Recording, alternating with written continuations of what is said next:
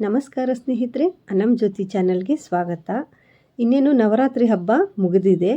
ಆದರೆ ಈ ನವರಾತ್ರಿ ಹಬ್ಬದಲ್ಲಿ ನೀವು ಭಕ್ತಿಯಿಂದ ಸಂಕಲ್ಪವನ್ನು ಮಾಡಿ ಪೂಜೆಯನ್ನು ಮಾಡಿರ್ತೀರ.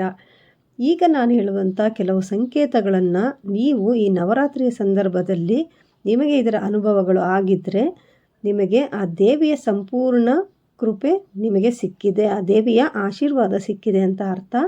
ಅದೇ ರೀತಿ ನಿಮ್ಮ ಸಂಕಲ್ಪ ಮಾಡಿಕೊಂಡಂಥ ಕೋರಿಕೆಗಳು ಕೂಡ ಈಡೇರುತ್ತೆ, ಹಾಗೆ ನೀವು ಮಾಡಿದಂಥ ಪೂಜೆಗೆ ಫಲ ಸಿಕ್ಕಿದೆ ಅಂತ ಅರ್ಥ ಮಾಡ್ಕೋಬೇಕಾಗುತ್ತೆ. ನನಗೂ ಕೂಡ ಕೆಲವು ಸಂಕೇತಗಳು ಸಿಕ್ಕಿದೆ, ಅದನ್ನು ಮುಂದೆ ಹೇಳ್ತೀನಿ. ಈಗ ಮೊದಲನೇ ಸಂಕೇತ ಯಾವುದು ಅಂತ ಹೇಳಿದ್ರೆ, ನೀವು ನವರಾತ್ರಿ ಹಬ್ಬದಲ್ಲಿ ಪ್ರತಿ ದಿವಸ ಕೂಡ ದೇವಿಗೆ ಒಂದೊಂದು ನೈವೇದ್ಯವನ್ನು ಮಾಡ್ತೀರಾ. ಅದರಲ್ಲಿ ನೀವು ಅಕ್ಕಿಯಿಂದ ಪಾಯಸ ಅಥವಾ ಅಕ್ಕಿಯಿಂದ ಯಾವುದಾದ್ರೂ ನೈವೇದ್ಯವನ್ನು ಮಾಡಬೇಕಾದ್ರೆ ಅಕ್ಕಿ ತುಂಬ ಮೃದುವಾಗಿ ಬೆಂದು ಅನ್ನ ಅರಳಿಕೊಂಡಿರೋ ರೀತಿ ಇದ್ದರೆ ಅದು ಸಮೃದ್ಧಿ ಹಾಗೆ ಶುಭದ ಸಂಕೇತ ಆಗಿರುತ್ತೆ. ದೇವಿಯ ಕೃಪೆ ನಿಮ್ಮ ಮೇಲಿದೆ ಅಂತ ಅರ್ಥ. ನೀವು ನೋಡ್ಬೋದು, ಪ್ರತಿದಿನ ಮಾಡೋದಕ್ಕಿಂತ ಸ್ವಲ್ಪ ವಿಭಿನ್ನವಾಗಿರುತ್ತೆ, ತುಂಬ ಮೃದುವಾಗಿರುತ್ತೆ, ಅರಳ್ಕೊಂಡಿರುತ್ತೆ, ತಿಂತಾ ಇದ್ದರೆ ಒಂದು ಹೂವಿನ ರೀತಿ ಇರುತ್ತೆ. ಆ ರೀತಿ ಇದ್ದರೆ ದೇವಿಯ ಸಂಪೂರ್ಣ ಕೃಪೆ ನಿಮ್ಮ ಮೇಲಿದೆ, ಹಾಗೆ ನಿಮ್ಮ ಮನೆ ಒಂದು ಸಮೃದ್ಧಿಯನ್ನು ತಂದು ಕೊಡುತ್ತೆ ಅಂತ ಅರ್ಥ. ಇನ್ನು ಎರಡನೆಯದು, ದೀಪದ ಜ್ವಾಲೆ ನೇರವಾಗಿ ಶಾಂತವಾಗಿ ಉರಿತಾ ಇದ್ದರೆ, ಅಂದರೆ ತುಂಬ ಚಿಕ್ಕದಾಗೂ ಇಲ್ಲ ದೊಡ್ಡದಾಗೂ ಇಲ್ಲ, ಅದನ್ನು ನೋಡ್ತಾ ಇದ್ದರೆ ಒಂದೇ ರೀತಿ ನೇರವಾಗಿ ಉರಿತಾ ಇರುತ್ತೆ. ಈ ರೀತಿ ಏನಾದರೂ ದೀಪದ ಜ್ವಾಲೆ ಹೊತ್ಕೊಂಡಿದ್ರೆ ನಿಮ್ಮ ಮನೆಯಲ್ಲಿ ಸುಖ ಶಾಂತಿ ನೆಲೆಸಿದೆ ಅನ್ನೋದರ ಸಂಕೇತ. ಇನ್ನು ಮೂರನೆಯದು, ಹಾಲು ಉಕ್ಕು ಬಂದು ಸುರಿಯುವಂಥದ್ದು. ನೀವು ಎಷ್ಟೇ ಎಚ್ಚರಿಕೆಯಿಂದ ಮುಂದೆನೇ ನಿಂತ್ಕೊಂಡು ನೀವು ಹಾಲನ್ನು ಕಾಯಿಸ್ತಾ ಇದ್ದರೂ ಕೂಡ ಅದು ಯಾವುದೋ ಒಂದು ಮಾಯೆಯಲ್ಲಿ ಹಾಲು ಉಕ್ಕು ಬಂದು ನಿಮಗೆ ಗೊತ್ತಿಲ್ಲದೆ ಸುರಿದೋಗ್ಬಿಡುತ್ತೆ.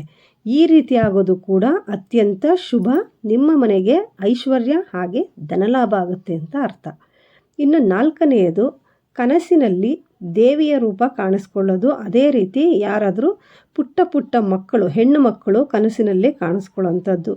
ಈ ರೀತಿ ಏನಾದರೂ ನೀವು ಕನಸನ್ನು ಕಾಣಿಸ್ಕೊಂಡ್ರೆ ಇದು ದೇವಿಯ ಆಶೀರ್ವಾದ ನಿಮ್ಮ ಮೇಲಿದೆ ಅಂತ ಅರ್ಥ. ಅದೇ ರೀತಿ ಕನಸಿನಲ್ಲಿ ದೀಪ ಕಾಣಿಸ್ಕೊಳ್ಳುವಂಥದ್ದು, ನೀವು ಹೂವನ್ನು ನೋಡುವಂಥದ್ದು, ಮಲ್ಲಿಗೆ ಹೂವಾಗಿರ್ಬೋದು, ಸುವಾಸನೆಯುಕ್ತ ಹೂಗಳಾಗಿರ್ಬೋದು, ಇದನ್ನು ನೋಡೋದು ಕೂಡ ಈ ದೇವಿಯ ಆಶೀರ್ವಾದ ನಿಮಗೆ ಸಿಕ್ಕಿದೆ ಅಂತಲೇ ಅರ್ಥ.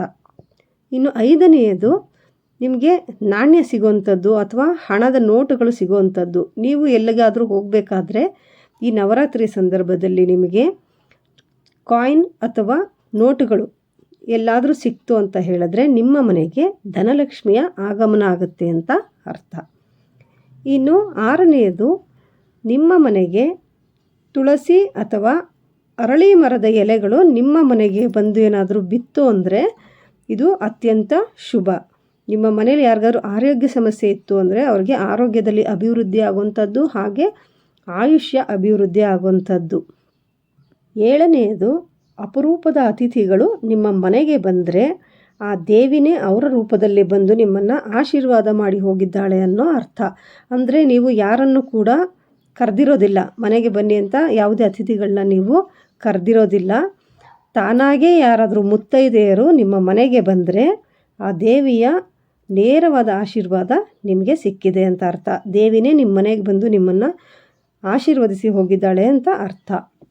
ಇನ್ನು ಯಾರಾದರೂ ವಯಸ್ಸಾದಂಥವರು ನಿಮ್ಮ ಮನೆ ಮುಂದೆ ಬಂದು ನಿಮ್ಮನ್ನು ಏನಾದರೂ ಬೇಡ್ಕೊಂಡ್ರೆ, ನಿಮ್ಮ ಮನೆ ಮುಂದೆ ನಿಂತ್ಕೊಂಡು ಏನನ್ನಾದರೂ ಕೊಡಿ ಅಂತ ಅವರಾಗೆ ಬಂದು ಬೇಡ್ಕೊಂಡ್ರೆ ಅದು ಕೂಡ ದೇವಿ ಅವರ ರೂಪದಲ್ಲಿ ನಿಮ್ಮ ಮನೆಗೆ ಬಂದಿದ್ದಾಳೆ ಅಂತ ಅರ್ಥ. ಇನ್ನು ಎಂಟನೆಯದು, ಪುಟ್ಟ ಪುಟ್ಟ ಪಕ್ಷಿಗಳು. ಆ ಪಕ್ಷಿಗಳು ತುಂಬ ನೋಡೋದಕ್ಕೆ ಸುಂದರವಾಗಿರುತ್ತೆ, ಹಾಗೆ ಅದು ಒಂದು ರೀತಿಯ ಸುಂದರವಾದ ಮಧುರವಾದ ಶಬ್ದವನ್ನು ಏನಾದರೂ ಮಾಡ್ತಾ ಇದ್ದರೆ ನಿಮ್ಮ ಮನೆ ಮುಂದೆ ಅಥವಾ ನಿಮ್ಮ ಮನೆ ಒಳಗಡೆ ಬಂದು ಈ ಪುಟ್ಟ ಪುಟ್ಟ ಪಕ್ಷಿಗಳು ಮಧುರವಾದಂಥ ಧ್ವನಿಯಿಂದ ಶಬ್ದವನ್ನು ಮಾಡ್ತಾ ಇದ್ದರೆ ನಿಮಗೆ ಶೀಘ್ರದಲ್ಲೇ ಒಂದು ಸಂತೋಷದ ಸುದ್ದಿ ಕಾದಿದೆ ಅಂತ ಅರ್ಥ. ಅದೇ ರೀತಿ ಯಾವುದಾದ್ರೂ ಶುಭ ಸಮಾಚಾರಗಳು ನಡೆಯುತ್ತೆ ಅಂತ ಅರ್ಥ. ಇನ್ನು ಒಂಬತ್ತನೆಯದು, ನಿಮ್ಮ ಮನೆ ಮುಂದೆ ನೀವು ಹೂ ಗಿಡಗಳನ್ನು ಬೆಳೆಸಿರ್ತೀರ. ಆ ಹೂಗಳು ಇದ್ದಕ್ಕಿದ್ದಾಗೆ ಈ ನವರಾತ್ರಿ ಸಂದರ್ಭದಲ್ಲಿ ಸುಂದರವಾಗಿ ತುಂಬ ದೊಡ್ಡ ದೊಡ್ಡದಾಗಿ ಅರಳಿ ಸುವಾಸನೆಯನ್ನು ಏನಾದರೂ ಬೀರ್ತಾ ಇದ್ದರೆ ಆ ದೇವಿಯ ಕೃಪೆ ನಿಮ್ಮ ಮನೆಗೆ ತುಂಬಿದೆ ಅಂತ ಅರ್ಥ. ಇನ್ನು 10ನೇದು, ತುಳಸಿ ಗಿಡ ಏನಾದರೂ ನಿಮ್ಮ ಕನಸಿನಲ್ಲಿ ಕಾಣಿಸ್ಕೊಂಡ್ರೆ ಇದು ಲಕ್ಷ್ಮೀ ಸ್ವರೂಪ, ಆ ಲಕ್ಷ್ಮಿಯ ಕೃಪೆ ನಿಮ್ಮ ಮೇಲಿದೆ ಅಂತ ಅರ್ಥ. ಇನ್ನು ಕೊನೆಯದಾಗಿ ಬಣ್ಣ ಬಣ್ಣದ ಚಿಟ್ಟೆಗಳು ನಿಮ್ಮ ಮನೆಯ ದೇವರ ಕೋಣೆಗೆ ಬರೋವಂಥದ್ದು. ಈ ಬಣ್ಣ ಬಣ್ಣದ ಚಿಟ್ಟೆಗಳೇನಾದರೂ ನಿಮ್ಮ ಮನೆ ದೇವರ ಕೋಣೆಗಾಗಲಿ ನಿಮ್ಮ ಮನೆ ಒಳಗಡೆ ಆಗಲಿ ಹಾರಾಡ್ತಾ ಇದ್ದರೆ ಇದು ಕೂಡ ದೇವಿಯ ಸಂಪೂರ್ಣ ಅನುಗ್ರಹದ ಸಂಕೇತ. ದೇವಿ ನಿಮಗೆ ಆಶೀರ್ವಾದ ನೀಡಿದ್ದಾಳೆ ಅಂತ. ಈಗ ನಾನು ಹೇಳಿದಂಥ ಸಂಕೇತಗಳೇನಾದರೂ ನಿಮಗೆ ಕಾಣಿಸ್ಕೊಂಡಿದ್ರೆ ನೀವು ಮಾಡಿದಂಥ ಒಂದು ಪೂಜೆ ಫಲವನ್ನು ಕೊಟ್ಟಿದೆ ಅಂತ ಅರ್ಥ. ಹಾಗೆ ಆ ದೇವಿಯ ಕೃಪೆ ಕೂಡ ನಿಮ್ಮ ಮೇಲೆ ಸಿಕ್ಕಿದೆ ಅಂತ ಅರ್ಥ. ಇನ್ನು ನನಗೆ ಈ ನವರಾತ್ರಿ ಸಂದರ್ಭದಲ್ಲಿ ಯಾವ ಸಂಕೇತಗಳು ಕಾಣಿಸ್ಕೊಳ್ತು ಅಂತ ಹೇಳಿದ್ರೆ ನನಗೆ 3 ಸಂಕೇತಗಳು ಕಾಣಿಸ್ಕೊಳ್ತು. ನವರಾತ್ರಿಯ 5ನೇ ದಿನ ನನಗೆ ಕನಸಿನಲ್ಲಿ ಒಂದು ಪೊರಕೆ ಕಾಣಿಸ್ಕೊಳ್ತು. ಪೊರಕೆ ಅಂದರೆ ಅದು ಲಕ್ಷ್ಮಿಯ ಸಂಕೇತ, ಇದು ಕೂಡ ಶುಭ.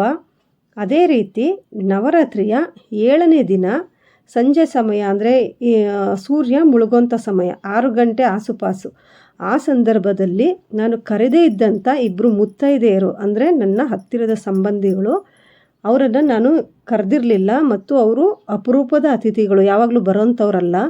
ಅವರು ಯಾವುದೋ ಕೆಲಸದ ಮೇಲೆ ಎಲ್ಲೋ ಹೋಗ್ತಿರ್ಬೇಕಾದ್ರೆ ಅವರಾಗೆ ನಮ್ಮ ಮನೆಗೆ ಆ ಸಮಯದಲ್ಲಿ ಬಂದರು. ನಾನು ಅವರಿಗೆ ಅರಿಶಿನ ಕುಂಕುಮ ತಾಂಬೂಲ ಎಲ್ಲವನ್ನು ನಾನು ಕೊಟ್ಟು ಕಳಿಸಿದೆ. ಇದು ಕೂಡ ಶುಭ ಅಂತ ಅಂದ್ಕೊಂಡಿದ್ದೀನಿ. ಅದೇ ರೀತಿ ನವರಾತ್ರಿಯ 9ನೇ ದಿನ, ನವರಾತ್ರಿಯ 9ನೇ ದಿನ ನನಗೆ ಬೆಳಗ್ಗೆ ಬ್ರಹ್ಮ ಮುಹೂರ್ತದಲ್ಲಿ ಕನಸಿನಲ್ಲಿ ಮನೆಯ ಮುಂದೆ ಒಂದು ಸುಂದರವಾದ ತೋಟ, ಅದರ ಮಧ್ಯದಲ್ಲಿ ತುಳಸಿಯ ಬೃಂದಾವನ ಕಾಣಿಸ್ಕೊಳ್ತು. ಒಂದು ತೋಟದ ಮಧ್ಯದಲ್ಲಿ ಒಂದು ಬೃಂದಾವನ, ಅದರಲ್ಲಿ ತುಳಸಿ ಗಿಡ ಚೆನ್ನಾಗಿ ಬೆಳೆದು ನಿಂತಿರೋ ರೀತಿಯಲ್ಲಿ ನನಗೆ ಕನಸು ಕಾಣಿಸ್ತು. ಇದು ಕೂಡ ಶುಭದ ಸಂಕೇತ ಅಂತ ಅಂದ್ಕೊಂಡಿದ್ದೀನಿ. ನೋಡಿದ್ರಲ್ಲ ಸ್ನೇಹಿತರೆ, ಈ ನಾನು ಹೇಳಿದಂಥ ಈ ಸಂಕೇತಗಳಲ್ಲಿ ಯಾವುದಾದ್ರೂ ನಿಮಗೆ ಕಾಣಿಸ್ಕೊಂಡಿದ್ರೆ ನನಗೆ ಕಮೆಂಟ್ ಮಾಡಿ ತಿಳಿಸಿ. ಇದು ಅತ್ಯಂತ ಶುಭ ಅಂತ ತಿಳ್ಕೊಳ್ಳಿ.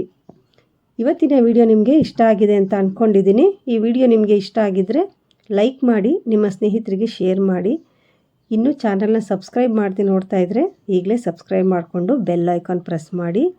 ಮತ್ತೊಂದು ಇಂಟ್ರೆಸ್ಟಿಂಗ್ ವಿಡಿಯೋ ಜೊತೆ ಮತ್ತೆ ಭೇಟಿ ಮಾಡೋಣ. ಅಲ್ಲಿವರೆಗೂ ನಮಸ್ಕಾರ. ಸರ್ವೇ ಜನ ಸುಖಿನೋ ಭವಂತು.